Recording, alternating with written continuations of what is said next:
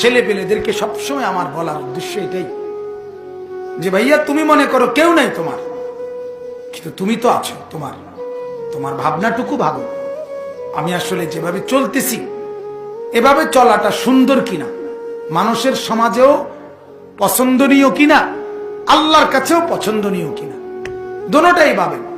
মনে করেন মদ, জুয়া, নেশা, মেয়েদের পিছনে হাঁটা, উলঙ্গপনা, বেহায়াপনা, এটা যার চরিত্র সে নিজেই ভাবুক যে সমাজ তাকে কি বলে, মানুষ কি বলে। আর মানুষে যেহেতু খারাপ বলবে, আল্লাহ কিভাবে ভালো বলবে? তার তো প্রশ্নই আসে না। এই জন্য তোমার বিবেক তুমি সজাগ করো ভাই।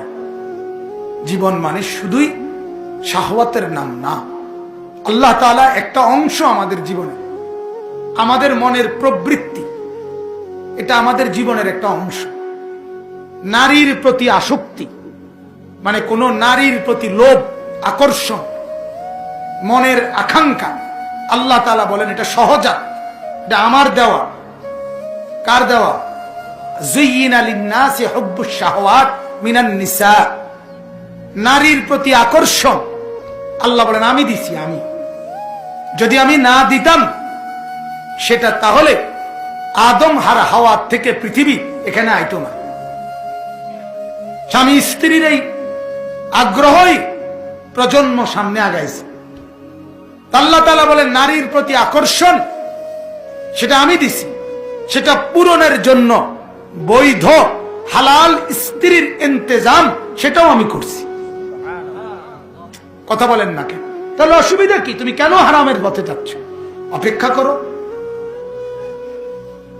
আল্লাহ তাআলা বলেন পেটের ক্ষুধা আমি দিছি কিনা? তো সেই ক্ষুধা পূরণের জন্য অজস্র অগণিত খাদ্য ভান্ডার জগতে আমি সাজায় দিছি। আমি না দিলে কোত্থেকে পাইতাম এই ফসল, এই খাদ্য?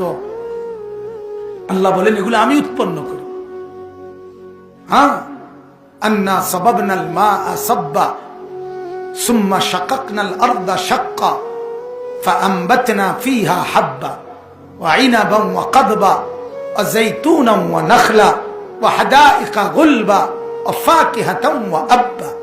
আল্লাহ বলেন তোমার খাদ্য, তোমার তেল, ফসল, ফল, তরকারি, সবজি সব আম্বাতনা আমি আল্লাহ উৎপন্ন করি।